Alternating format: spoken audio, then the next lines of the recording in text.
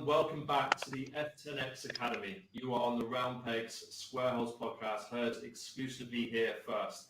Now, if you're probably here, you're either an entrepreneur who's eager to hear how Craig has weathered this pandemic, or you're a massive Fast and the Furious fan. I'm both, and either way, we're going to talk about both. So Craig Lieberman here tonight is going to be talking about how to pivot in the pandemic. Craig, if you don't know already, was the primary vehicle technical advisor for the Fast and Furious 1, 2, and 3, the Tokyo Drift, which is the best of the franchise, I think, those three.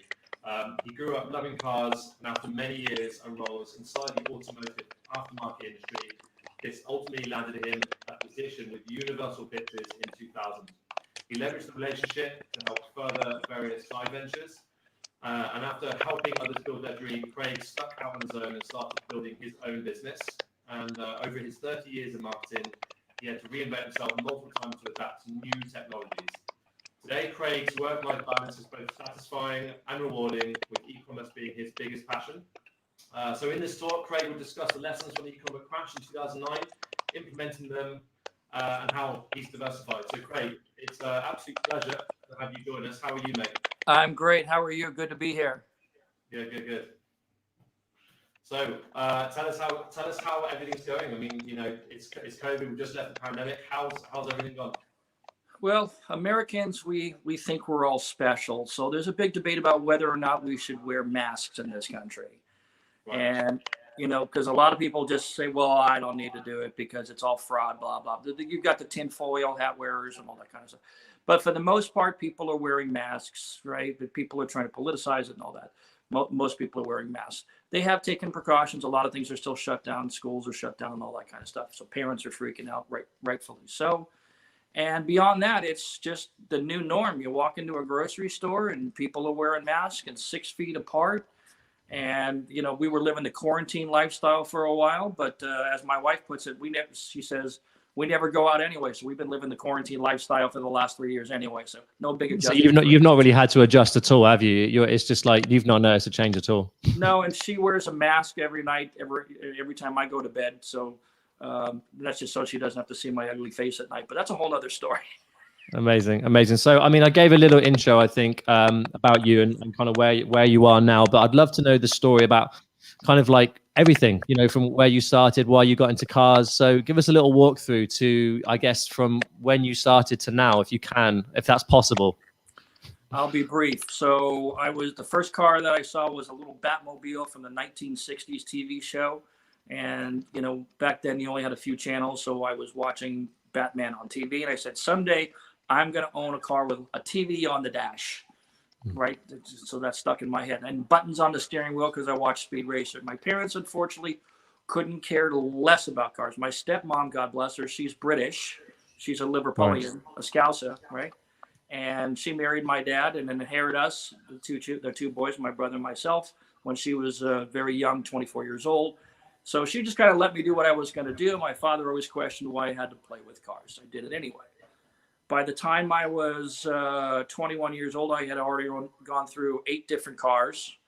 I was already into Japanese sports cars. I had 3 Datsun Zs, 510, 720 pickups. I had an Audi Fox. I had a Honda Accord. I had an Isuzu I-Mark and a V6 Capri from Germany, early 70s V6 Capri. Oh, nice. I was mad for cars. My father never got it. So because I was at my first job, I was going to school and I was working at an auto parts store to pay my way through college. My parents made a decent living, but, you know, my dad didn't want to support my hobby because of cars. So he wouldn't give me money for anything else because he knew I was going to blow it on cars. So I finished school. First job was public relations for Northrop, the B-2 bomber project up in Central California, actually the desert, Palmdale. Did that for a few years, and I was at a race for NGK spark plugs. I was sitting in one of their booths at the Long Beach Grand Prix, and I was talking to this old guy, and, you know, he apparently thought I knew something about cars, so he asked me to come back for an interview for a job, and they hired me as motorsports technical manager. Sent me to Japan for a year, and I was in the automotive aftermarket business, and it just kind of... Wow. What was your first trip to Japan like? I have to stop you there because I've always wanted to go. What was it like? Well, you know, at that point in my life, I had a Mustang, so I wasn't really so much into the Japanese cars at that particular moment. It was a okay. but I knew what Skylines were, and they were Mm. everywhere. They were like cameras back in 1991 when I was over there, but there was still just the R32. The R33 hadn't come out yet. Yeah. Okay. But this is I mean, Japan is honestly one of the best countries in the world. It has its faults, don't get me wrong, but it's clean, it's green. Everybody is super polite. The taxi cabs don't smell, right? There's no litter, there's no graffiti, there's no theft. It just doesn't happen. I mean, back then it was, if you dropped a wallet with $5,000 in the middle of Tokyo, you're getting that wallet back with all the money in it. It's just an honorable society. Again, I know they have their faults. I've studied them deeply, but it was a beautiful, beautiful country steeped in history. So I enjoyed it, but I made some friends there with the managers at my level, and they took me out to karaoke because apparently I was the only one who could pronounce the English lyrics correctly to teach them. No, that's not what Elvis Presley's saying right there. Okay. So I picked up the language and hung out, and some of them were in the cars. They knew I was in the car, so I got to go to some crazy car meets, which was superb. And they're mad over there, the Bo Suzuka stuff. They're mad. And then when they came over here to America, I took them out to the gun range to shoot guns. They all wanted to shoot guns. Right? Yeah. I got to the range and they all said, dirty, hairy.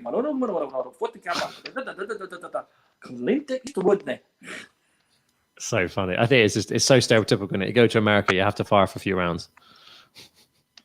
Best thing about this country is we still have guns, or the worst thing, depending on your point of view. But yeah. So I progressed along. After that, I went to Eibach Springs. I was there for a couple of years, and I had the ownership was great, but the senior VP of marketing had an anger management problem, so a lot of people left. I quit. Went to work for the sister publication of Max Power UK, which in the US was Super Street, and I was running a drag race series. I was executive director of that series for about 4.5 years before they got sold. And we were running a drag racing import drag racing series, drag racing strictly for Japanese cars. That's all it was, just like the NHRA. 11 events a year, TV coverage, the whole deal, sponsors, the whole schmear. It was a big thing. And that's about the time that I got found with my own car at a car show by a guy, older guy, probably the age I am now, he was back then. And he asked me to help him out with a little movie they were working on. What was the car? Was it a Supra? It was the yellow Supra. This car was actually yellow before the movie. Right. So this old white guy comes walk up to me, and we had some questions, and maybe he felt comfortable with me because I was the oldest dude at the show. I was probably 30, 32, 33 at the time. I got to do the math, but so we're talking, and then he says, "Oh, that's great." It just seemed like he had a Hawaiian shirt. He looked like someone's dad who just happened to be walking by on the way to the ice cream store.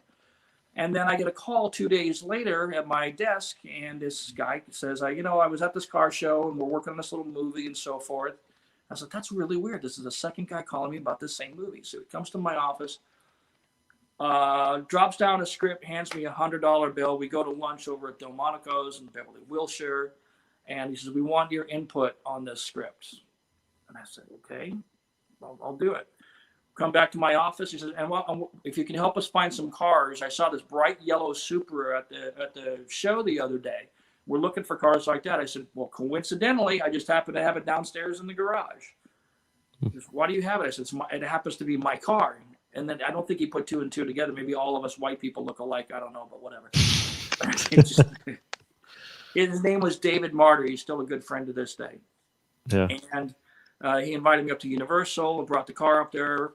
The story I tell is, they drove up there and they were escorted me to a special area.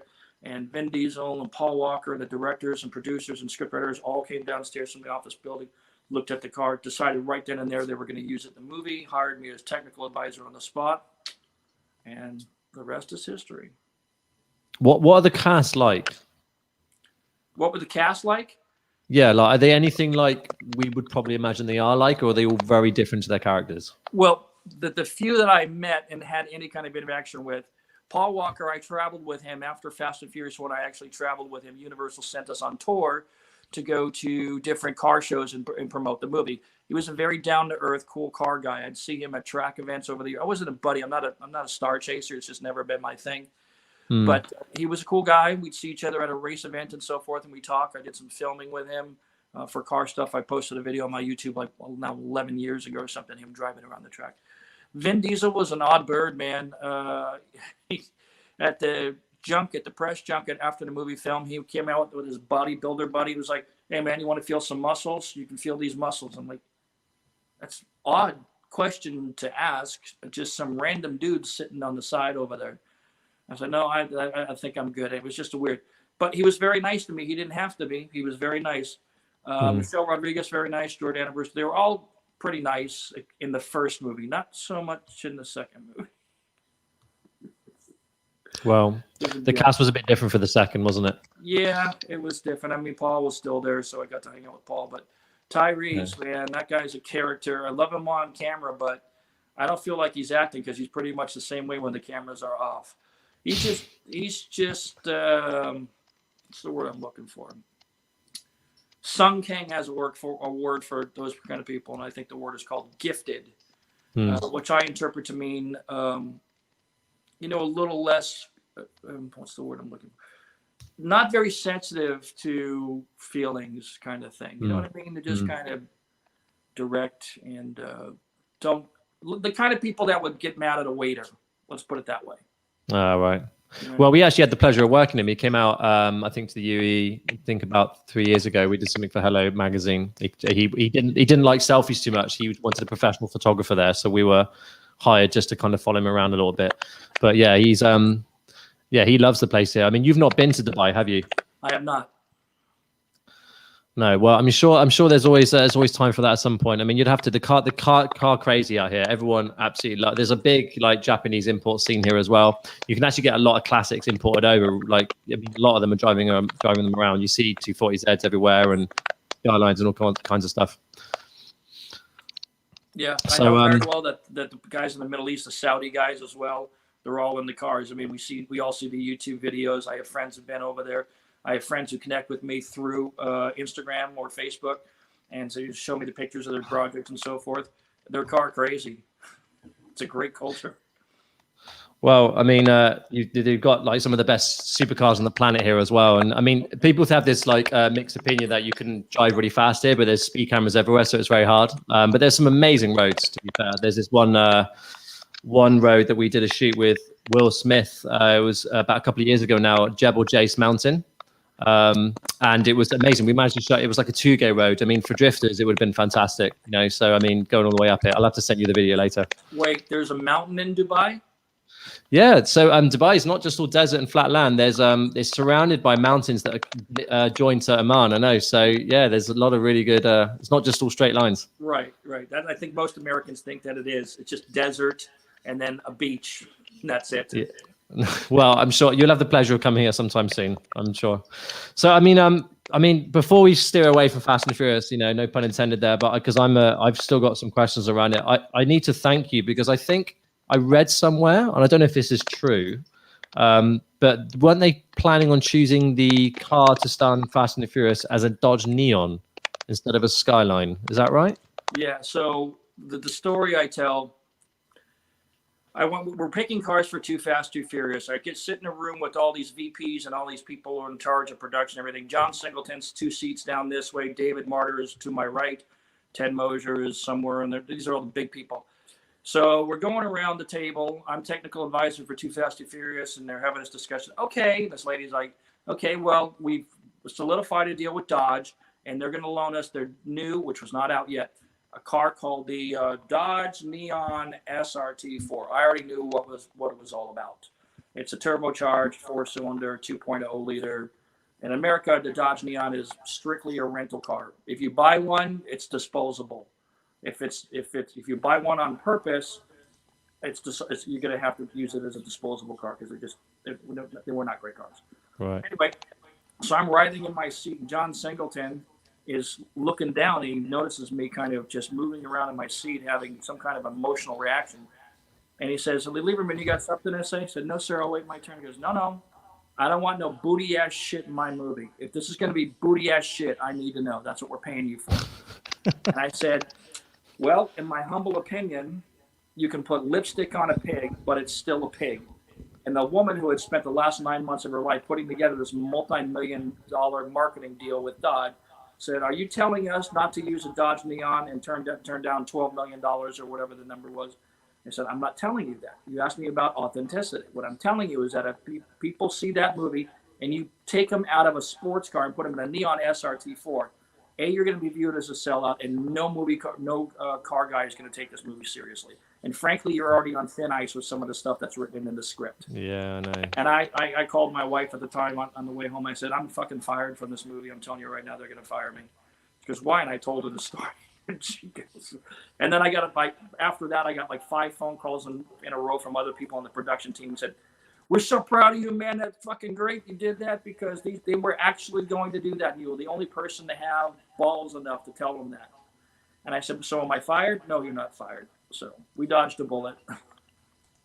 What else have you steered them away from? What else have you saved the franchise from? Oh God, as a technical advisor, you give advice. They don't always take it. One of the big things that we steered away from is in Too Fast and Furious, they had a scene where the Eclipse hit a curb, flipped upside down, and got attached to the roof of a tunnel because of all the downforce of the wing. And so he kept driving. And I was like, party foul, hang on. Can we talk about this a little bit? Well, these cars make so much more downforce that they could theoretically drive on the roof of a tunnel. Yeah, okay, but are we going in the Star Trek zone now? Is this science fiction? I mean, just say it. And tell me if this is a sci-fi movie, I will change my approach. Because we're going to talk about lasers and photon torpedoes and all that other stuff if we're going down that path. Be that as it may, they said, yeah, okay, we're going to take it out. And I don't even think it was because of what I said. It was because of what the cost to CG all that shit would have been. So they had my objection on record, and it wasn't in the movie. So I'd like to think I had a little part to play in that, but maybe not. Amazing. Amazing. I'm just gonna just quickly ask a technical question. Can you hear some clapping from my mic? I don't know if it's you or me. I think it's me. Yeah, I do hear clicking on your mic. Okay, right. I think I might just quickly change it to the laptop microphone. I don't know. Yeah, it's crackling. I've been hearing it the whole time. Okay, hold on. Is that better? Can you hear me now? You're fainter, but you without crackling. Right. I think we're just going to have the laptop microphone. Is that okay? Is that All right, still doing it. Oh no, what is going on? Sorry guys for this. Let me just quickly see if I can. I think it's probably laptop. I thought it was my microphone with it.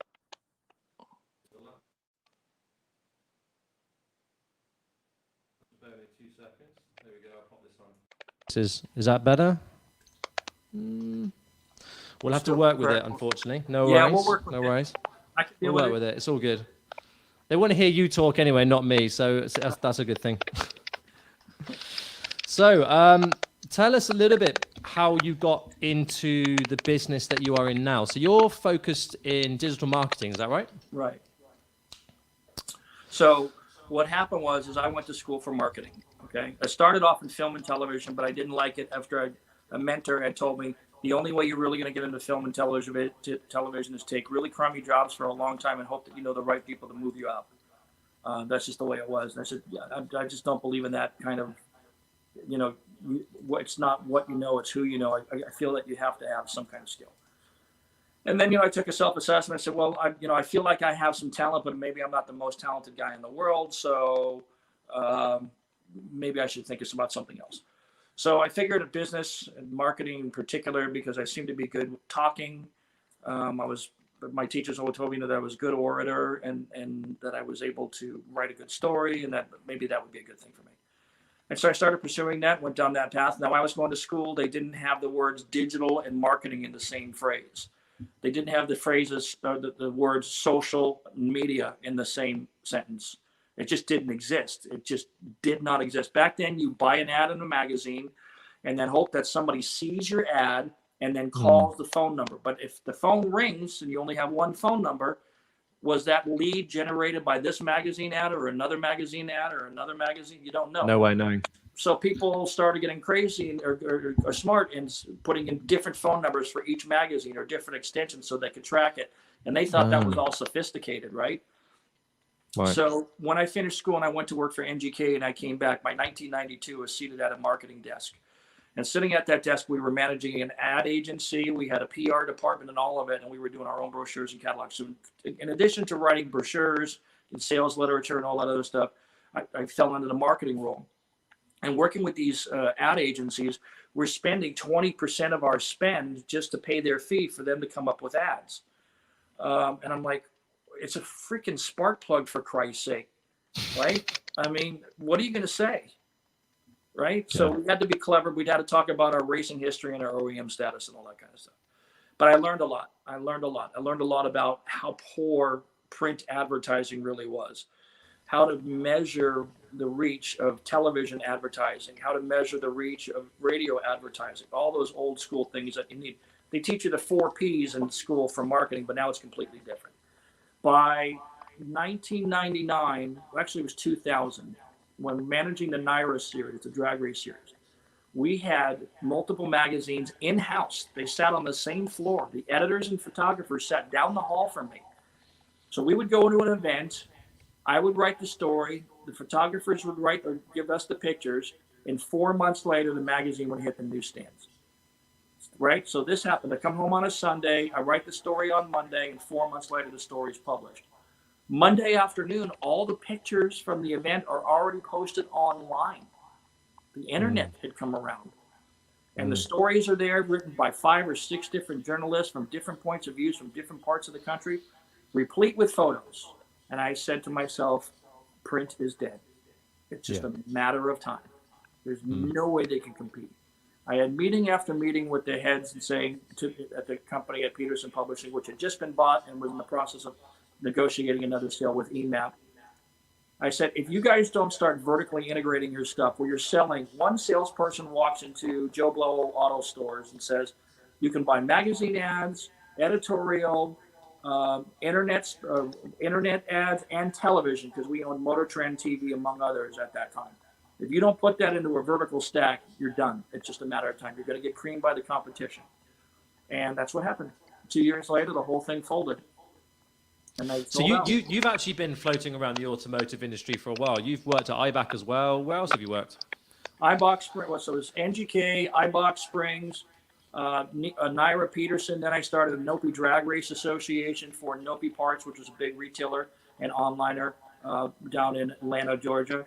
I was doing that. I was doing work for Universal. And about the same time, right as I left Super Street, the NYRA series, and right as we were wrapping up the first season of NDRA, I went to work for Magnaflow, and I was with Magnaflow through 2007.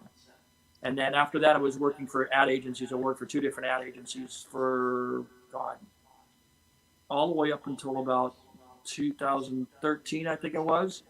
And then I had left the ad agency world. I'd had enough of that shit, and I went to work for a company, a mortgage company, but for their recruiting division, doing their digital marketing. So I was handling digital marketing for them to find loan officers, and handling certain loan products. So it was pay-per-click and all that. So I trained myself and got the certifications, and I'd already been doing some pay-per-click and other stuff, and paid social media and social influencer stuff with the agencies with which I had worked.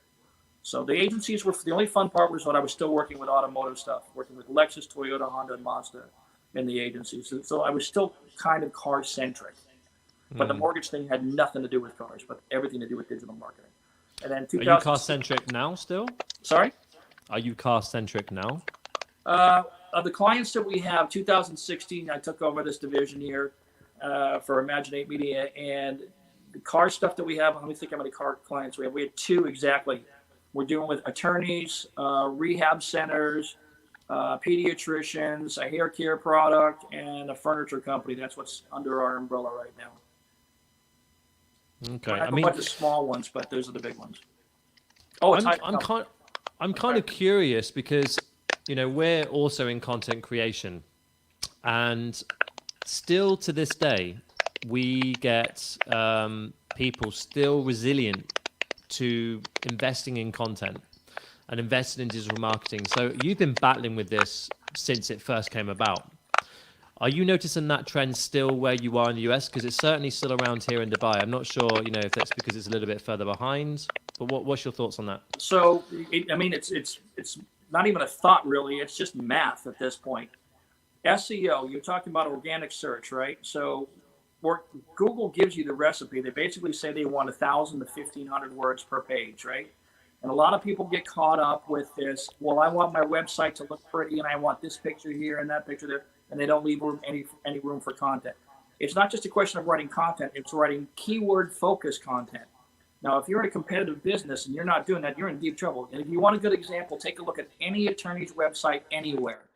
You will see that they have these drop downs, these sub navigation tabs from the top menu, and they have DUIs, reckless driving, child support, whatever. And then if you go on that page, there's a long article, 2,000 words. That article is not there for you, us, the consumer, to read. That's to help them rank for that organic search term. DUI cases, driving while under the influence, court costs, certain form numbers, all that. That's all there for SEO. You have to have it. Google, however, makes zero money from organic search. They want to get everybody into pay-per-click. So if you're waiting a long time to get into pay-per-click and you're still not doing it, don't expect your business to do well in the coming 5 years, because it's not. Because every idea that has ever been thought of has been thought of by 5 other people, and they're all doing it somewhere in the world, probably. And they're all competing. And it comes down to your marketing guy at this point, and I'm not saying this because I'm in marketing. I'm telling you this because it's a fact. Your marketing guy is your Green Beret. He's your special ops commando, okay? He or she. If you don't have a good one, you're going to lose the battle, okay? And if you don't have good tactics and a support team with upper management, leadership, a chain of command, whatever, that support that and let those people do what they need to do, you're going to lose the battle. Your competition's going to sneak up behind you and they're going to kill you. And in the competitive industries where we have one hair care product that's made of agave oil, the agave is such a generic phrase, it's hard to rank for that anyway, right? And so it's a constant battle, and it's a small company. We have a tire company that goes up against Tire Rack. You're in Dubai. I bet you know the Tire Rack name, right? Yeah. So they're in stiff competition. They had an agency that was very much old school, and they left that agency and came to us because they've been doing the same old for 7 years, and it's just not getting traction. So it's some content. If they don't want to pay for content, you got to ask yourself the question: are they really serious about what they're doing? With regards to coming up with the perfect strategy, because you said about this marketing guy being the Green Beret, kind of the person in charge of that. How important is it to probably get it right organically before you start putting the paid spend behind it? Is that important? Great question. So as you probably already know, when you're setting up your website, you have to do all the stuff that needs to be done. And that's kind of laying the foundation. So you're putting the foundation, literally putting the foundation in, the bricks and the stone and all that, and the mortar, everything. That's just to get you started. The organic search that you build helps build you up further, right? And you just keep building and building and building. Now, you don't have to do it all at once. We have a rehab client that we've been doing work for 4 years, and we've been writing articles for them for 4 years, and they keep moving up both in organic search. They were on page 14 of Google. I don't know if you know this about California, but it's the rehab center of the country. Everybody wants to do rehab in Southern California. So if you type in addiction treatment in Orange County, California, you'll see there's like 12 pages of providers. It is crazy here. They were on page 8 when we got them. They're now usually on page 1 or page 2, depending on what else is going on. They always say you could hide a dead body on page 2 on Google, couldn't they? Yeah, it's true. If you're not on page 1, it's not even. But they didn't have anything. They didn't optimize their Google business listing. They weren't putting pictures in the business listing. They're not doing anything on Yelp. They weren't doing links in their website. Their cross links and backlinks. They weren't doing. They were doing nothing. Literally nothing. They had a web page that was built based on what the owner thought looked good. That was it. They didn't have enough dialogue in there. Didn't have enough pages, and it was a fight. And they didn't want to pay. They didn't want to pay. They didn't want to pay. And I'm like, well, then you take it. You're paying for our advice. Then stop paying us for advice. You don't need us.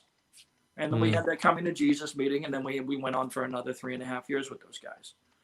So, I mean, if they don't want to do it, sometimes it's okay to fire a client, and we've done that before.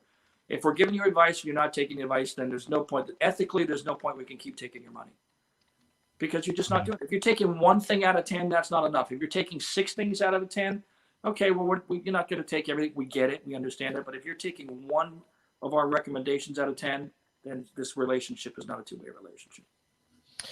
Amazing. No, it's good advice. Okay, so let's center this back now to the reason for the talk. So you've been through not a pandemic, but I'm really sorry, guys, if you just tuned in with my microphone. It's my end. It's not Craig's. Just want to let you know. So if you've just tuned in, we're talking about the pivoting in the pandemic with Craig Lieberman. And Craig, you've said before that you've gone through something like this. You've gone through not a crisis, but like a recession. What did you learn from 2009 that helped you weather it for this time? And what advice can you give, especially on maybe startups, to ensure that they're prepared for the next, or if this gets worse? Well, in my particular case, at that time, I was very automotive centric. And quite candidly, to be honest with you, if I had my druthers, I would still be automotive centric. I like it a lot. But in recent years, I'm starting to see the light, especially in the last 5 years. The e-commerce world is exciting because it's immediate gratification for us. We see every day the sales results and the spectacular. So from the pandemic, the pivot from the pandemic was realize that you're going to have to diversify. You're going to have to step out of your comfort zone. You're going to have to try new things. You're going to have to be an early adopter of new technology, and you're going to have to get on board with it quickly. You're also going to have to realize that you cannot be an expert in everything. I have a lot of CEOs that refuse to let go of control.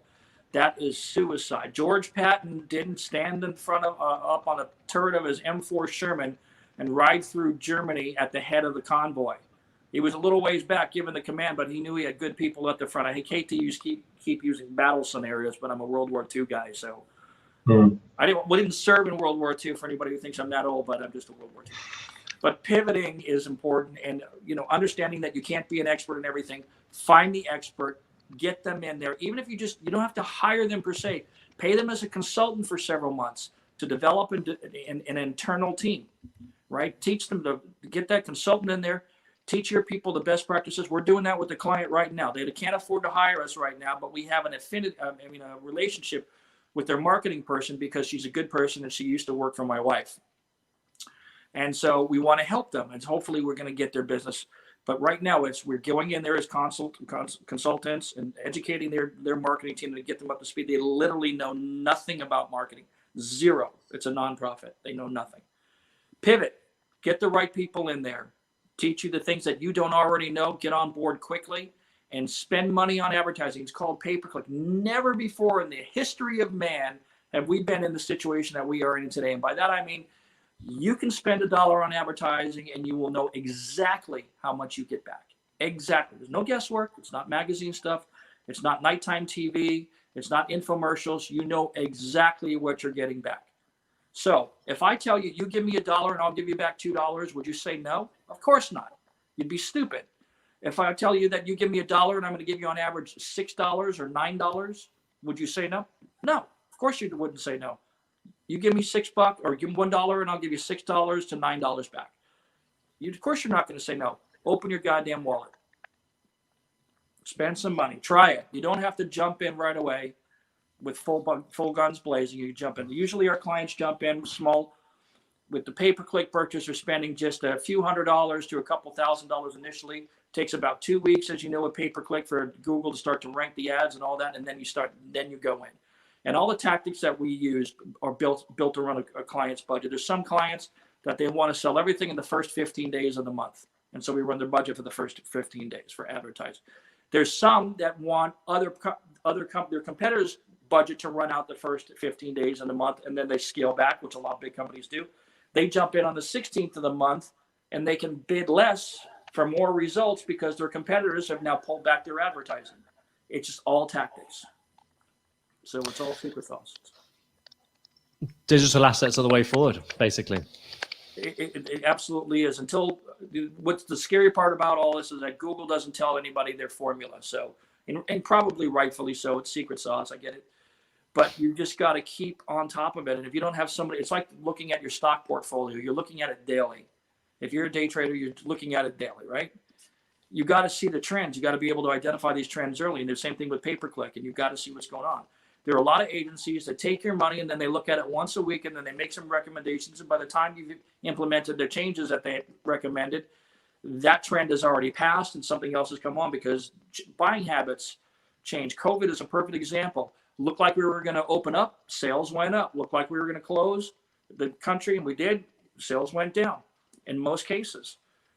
We've been fortunate. We've been able to dance around that. The clients with whom we work, they've seen their sales up 30% over pre-COVID period or year over year from last year. Like our oil agave oil clients up 33%. Our furniture company is up 38% over last year at the same time before COVID. But that takes pivoting, and it's a lot of work. It's a lot of work. You got to get the experts in there to do it. I think what you said about delegating is the biggest one for me. It's almost like relinquishing control and, you know, almost leaning on the experts because you don't know. People don't know best. People don't know how to do the best of everything. It's like the saying, jack of all trades, master of none. One thing I've got a question about to almost challenge what you guys do. How do you, because you obviously generate leads and you don't close those leads into deals. Well, and that's almost, well, I mean, correct me if I'm wrong, but I mean, that's almost them you're relying on the buyer's journey of the client. I mean, do you invest yourself to know how that process works, or is that something that you kind of steer for them? Can you elaborate a little bit, please? With our e-commerce sites, when we are doing the pay-per-click for them, it results in the sale. Are you talking about how? Yeah. So e-commerce. So the furniture store, for example, we're doing their merchandising in the store, moving pictures around on the homepage, right, based on sales, that kind of stuff. So every time somebody clicks, there's a sale in theory, and if they're not, we follow that journey to make sure we understand why they abandoned the cart. And then we retarget them. If they, let's say, like we have a heat map installed on these websites. We know where people are clicking, right? So our agave oil, we had a problem with product images, right? They click on the image, but the image wasn't clickable because that theme makes you hit the little shopping cart button in order to see the full, the picture to blow up and you get the full product details. We changed that for them. We watched the heat maps and said, this is costing you sales. We need to change it. So we went in there, did some coding and fixed it, and now they're doing better. They're doing even better. The furniture store, whenever they have a sale, they want to put all the sale items on the front page, right? You can't just leave the stuff, and you can't put stuff on the front page that's out of stock. Nothing pisses a buyer off more. But through Google Analytics and other tracking instruments that we have installed in the platform, especially with Shopify, we can track to see the buyer's journey. We know what page they came into, what they clicked on the page, where their mouse moved, and where they dropped off. Where they dropped off. If they dropped off, they got an email for a one-time offer, and then a little later they get a second email, and then a little later they get a third email. You probably experienced this in your own shopping experience. Or you're looking around on Google, you look for a toolbox on Tuesday, and Wednesday afternoon you're going through Google News and you see an ad on the right-hand side for a toolbox, right? That's retargeting. So it's all science, man. It's great. The problem is if you don't move on it, if you're not looking at the data, and so many companies do that, they spend the money on advertising and then they don't look at the data and make adjustments. You know why? Because they're paying their agency management fees. And the digital agencies are so overwhelmed with clients that it's just a squeaky wheel gets the oil. I mean, I'm sure most mean well, but I have come from agencies where people are not looking at the pay-per-click for the entire month. The one I was dealing with an attorney group, we were doing their sites for them. We had to leave because they were making promises that couldn't be delivered. So I guess what I said before then more applies to people that are with services, not necessarily with products. So how would you tackle something like that, where you're almost reliant on the client to almost nurture and nail the deal? How do you do that? Well, can you give me a case scenario so I can kind of tailor my response a little bit? Well, let's take us. Because obviously I'm a content creator, so let's say I'm obviously pitching for a job to film something for a client. I need a lead. But then I have to then meet them and get a brief and that sort of stuff. If you're creating content, you're creating video content, right? Yeah. Okay. Well, video content is great. Here's why. I'm a big proponent of video content for a myriad of reasons, not the least of which of how it ranks within Google. If you create a video and you post that video and you use the right keywords in the title that get a title to get people to come to the video, but you put a detailed product description below the video. And I mean detailed. I don't mean 100 words. I mean 800 words. You start off with a link to whatever service that you're promoting. You got to check out the new Audi S4 from UAE Imports, right? And you have the link right there in the top. And then you've got a headline, and then you've got a bunch of text in there, and then you've got links in there and all that other stuff. It's in there. It ranks. If you've ever looked at Google search results on a desktop, you'll see up at the top, if you're not shopping for something, if you were shopping for something, there'll be shopping items across the top. Then you've got your ads. Then you've got your organic search, your map, and then you've got stuff below that. But if there's content relevant to what you're doing, there's a video. There's videos, YouTube videos, right in that front page on the home page. It helps you rank. It helps you rank. So it will increase traffic to the site if they're done correctly. You can put clickable links in the video. So if go ahead. I see that your audio is dead audio. No audio. I don't read lips, man. I'm sorry you're having troubles. I'm going to keep hanging on here because I still can't hear any video, any audio. Can you hear me now? Now I hear you. I can't hear you. Oh no, what's going on? You can't hear me? Audio, 2 seconds. I'm going to have to rejoin. I'll come back in a second. All right. No. So we're going to carry the show live. Hello, everybody. How are you doing today? There's a rumor going around that there's whiskey in this bottle. That's not true. It's actually Snapple. Can I hear anything? Craig, give us a word. I can hear you again. No.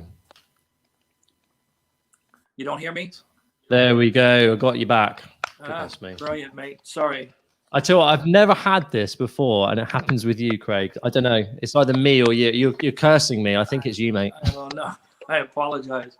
So, no, I know you do. I know you do lives all the time now. So I mean, it's obviously not you, but that's something I should actually bring up. I mean, since COVID hit, you've actually increased the amount of times you go live. I mean, beforehand, you were not doing this as much as you were before as well. And this is your personal brand, right? Right.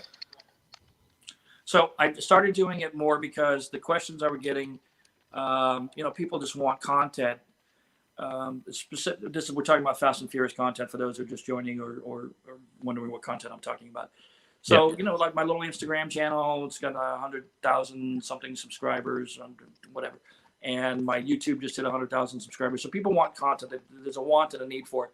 I'm producing these videos myself for my YouTube channel, which is all Fast and Furious centric, of course, because of my role with the franchise. And people still want more. So I try and take comments. If I put up a post that I think is going to be something that's going to raise a lot of questions, then I'll usually follow up with a live so people can ask me the questions directly. But the other thing is I live in Southern California, and this is arguably one of the most car-centric cultures in the world, Southern California. We have a lot of the Japanese car guys out here, shops. Yesterday I was at a shop, the guys who supplied the cars for us for Too Fast, Too Furious. They have Paul Walker's actual personal R34 GTR that they had bought this year. Yeah, I saw that. So I was there doing a live on that. So people want the content because I'm blessed to be in an area where there's opportunities for great content. The car show I go to, there's 3,000 people there every Saturday, and there's Paganis, Ferraris, Lamborghinis, JDM classics, old cars, new cars, mediocre cars, fast cars, and ugly cars. Whatever you want, it is there. And so I share that content with my followers. So COVID has given me an opportunity since we're pretty much working from home, and I have a studio set up in the house, so it works out fine. Do you think it's been a blessing in disguise? Does it increase your following a lot? It probably does. I mean, the numbers go up and for YouTube and all that other stuff and Instagram and so forth. But I'm really not so much concerned about the following. I'm just concerned about disseminating the information. If I got no more followers on Instagram from now on, I wouldn't care. Because the people who come there, and I recognize a lot of the names. I have a lot of regulars, hundreds and hundreds, thousands even, the people that I recognize, I see them over and over again. And we've had a 2.5-year journey together on Instagram. So they know me. I feel like I know them. A lot of them have DM. We've talked offline, that kind of thing. I've made friends with a lot of these people. It helps maintain a presence. You know, if you want people to understand what you're about. In this case, I'm branding myself with being the guy who knew something about the cars because I was there. And so now I'm getting a lot of people sending me DMs saying, hey, do you know this car? This guy says this. Can you verify this? And that part is good because I've almost become an SME, a subject matter expert by default. No one else in the franchise is doing this. No one else had my journey.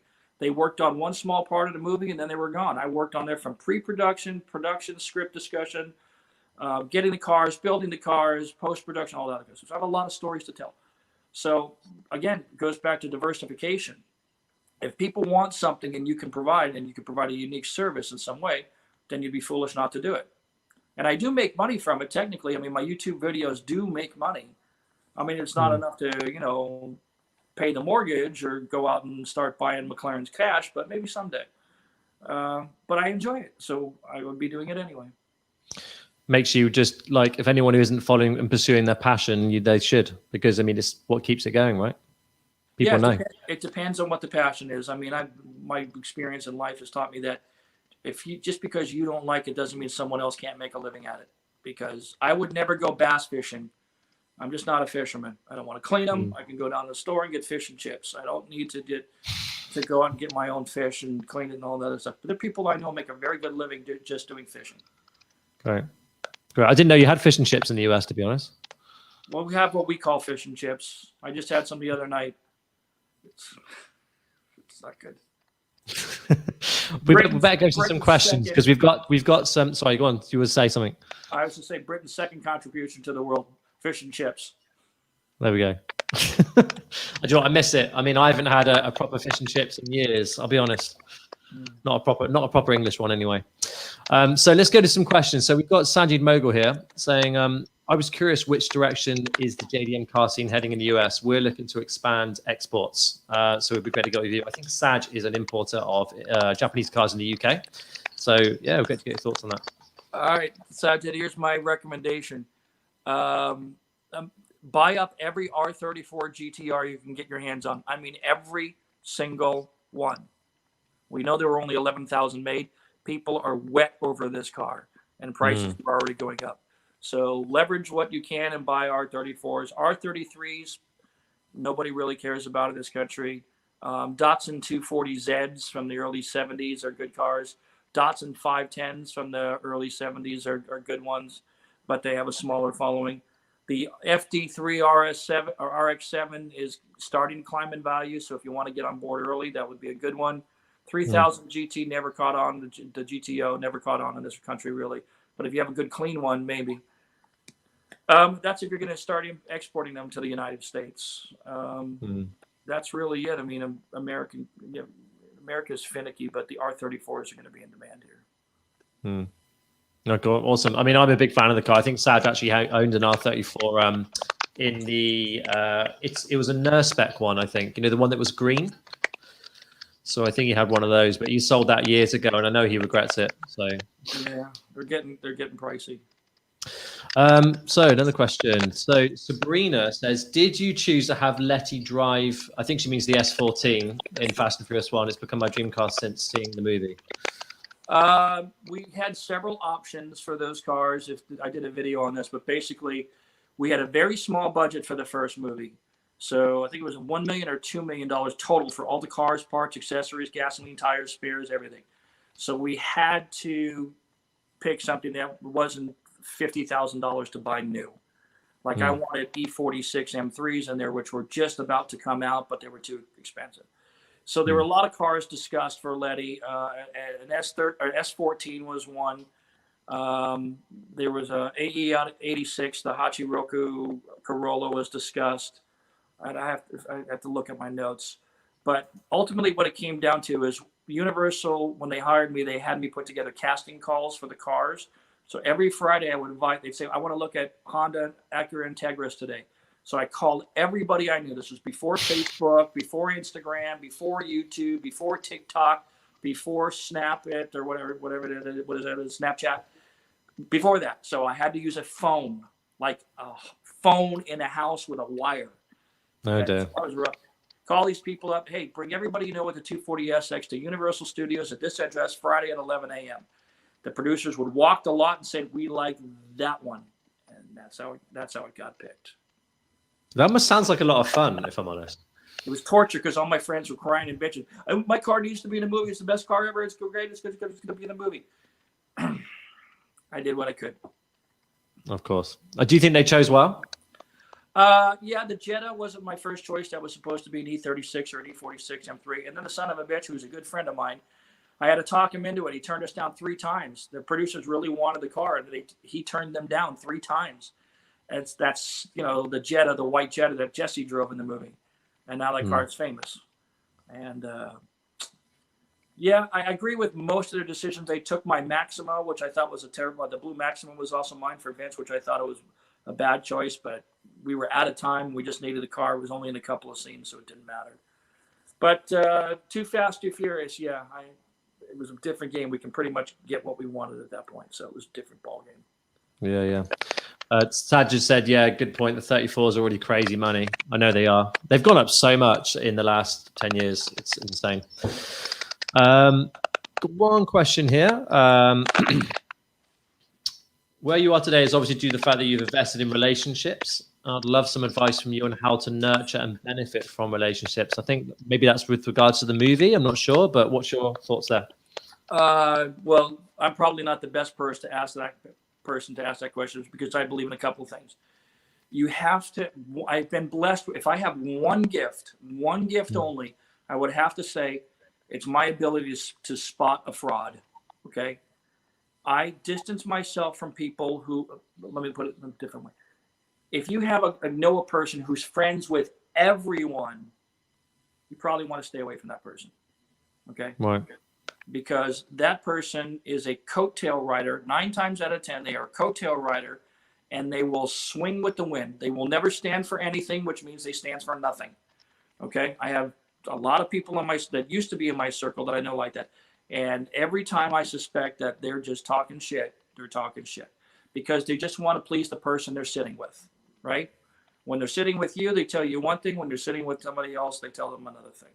So I avoid those people. So it's okay to burn bridges. People say, well, I don't want to burn bridges. Sometimes you have to worry about, you should tell the other people to worry about burning bridges with you because you have value. If you have value, the person doesn't want to burn that bridge with you. So nurturing relationships it comes down to this. Try and spot good people. There's a lot of litmus tests you can use. The waiter test is the one I like. Whether I'm dating a girl or hanging out with a dude on a business relationship, and that person treats the waiter or the service person like shit, then I know that's a red flag. That's a giant red flag. You should treat everybody with respect. That's my opinion. But building relationship comes down to finding out who in your circle that you can provide value to, and in return, hopefully get some value or at least endorsement from that person. It's not about what they can do for you so much, but it's about whether or not they're going to be a cheerleader for you. Right? So if you can identify those people, those are the people you want to have in your circle. Who's been the best relationship for you out of the franchise? Well, there's a lot. I don't even know where to start. I mean, my bosses who took me in, you got to remember, I am and was nobody. They took me in and had faith in me, and I'm still friends with all those bosses today. Coming out of the franchise. But in the automotive industry, I've been very blessed. I have a lot of good friends that I've known for 2 or 3 decades. Most of my friends I've known 2 decades plus. And the people I have cut out of my life in the past 20 years because they deserve to be cut out, I don't miss them at all. So that's good. I'm in a very good place. Keep your circle with high quality people, right? High quality people flush the coattail riders. If they're riding on your tails because you're famous or you have money, those people are not going to be there when you don't or aren't. I've got a question here. I don't know whether I should show it, but I noticed this as well in the movie. Why did the Jetta not have a front? I think it's a caliper because I remember there was a disc.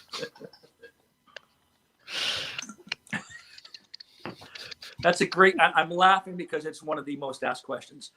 Okay, Oh, is so it? let me spell it out. This person, I'm guessing that this person is under 30 years old. And here's how I can tell. Back in the 1970s, us old white guys, what we used to like to do, we get on our pick-em-up trucks, our Toyotas, and we like to lower that shit down on the floor, you know, with the block spacers and all that shit. We can afford no damn near goddamn disc brakes out in the back of the car. They had drums. So these companies started selling fake disc covers, right, to make them look like you had a brake disc, right? So Right. the Jettas, one of the Jetta, we had 4 Jettas, right? One car is the shiny, pretty car that we rented from a private guy, right? That one had big brakes with big calipers. All the stunt cars that we had don't have big brakes with big calipers. Because we were doing a low close-up on that car, there's no way we can have these little tiny brakes that this big on a 19-inch wheel. Everybody, even if they didn't know anything about cars, they would look at it and said, something's not quite right here. So we took fake discs and put them over the existing disc and caliper, right? And so the average person would just see the big brake rotor, the brake disc, and not realize that a caliper was missing. What's funny about it is that nobody noticed it until like 2 years ago. And I remember seeing the first kind of like, uh-oh, people are going to scream right away. Nobody caught it for 18 years, 19 years. Or if they did, it was never communicated to me. So it was there just because we had, it was a stunt car. It wasn't the real hero car. And we had to make it look like it had a big disc brake on it. But yeah, there was no caliper there because you got the wheel, then you got the fake disc. Behind that is the caliper and the real disc. That's how it works. I see. I mean, I was on your Instagram the other day. You actually used to jump real cars. The R34 that you jumped was a real GTR, wasn't it? Yeah, all on Too Fast, Too Furious, we used all real GTRs. And that's because back then we were getting them for $48,000. And the cost to fly over an R34 GTT is still $13,000 a car just to fly them over, each per car. So you have the cost of the car, which at the time was 20 plus the 13,000 is 33,000 bucks. Then we're going to go out and get all the body kits. You have to change the hood, the front bumpers, the side skirts. You got to do the corners or do fake molding on the corners. By the time that we were done, and we didn't have the time, we needed the cars where all we do is bolt on the body kit and the wheels and we're done. So that's why we did it. So in Fast 4, we had one car that was the blue ones. We had one real GTR and the rest were GTTs. In fact, one of them was just a shell that had been cut out, and we had a VW air-cooled engine in the trunk, and that was to be used for the desert driving. So, wow, what's your best? I mean, we're gonna wrap this interview up, guys. So, any last-minute questions, please get them in now. But I mean, Craig, what's been your fondest memory, just for me, from the Fast and Furious days? If you had to go back to one moment. The one moment I think was when we were going to all the car owners, the people that I helped get cast, we got invited to the premiere. I mean, up here, these shadow boxes are movie tickets from the premieres from the first 2 movies. So, yeah, wow.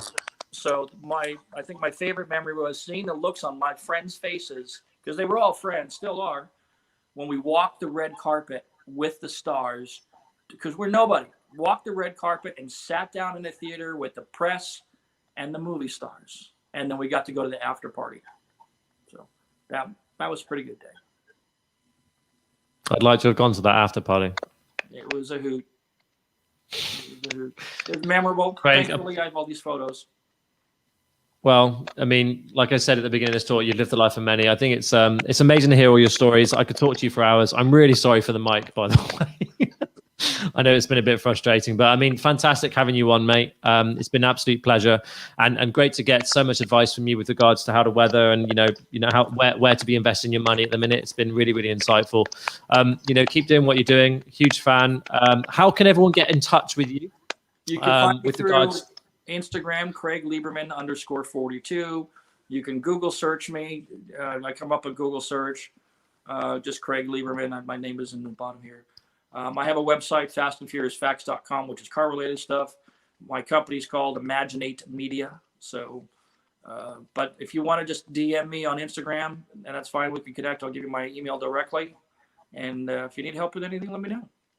I mean, just before we go, your Imaginate Media business, it's possible for you to support businesses here if they need it. Is that right? Because you don't just deal with large corporates. Oh, we'd like small to mid-sized companies.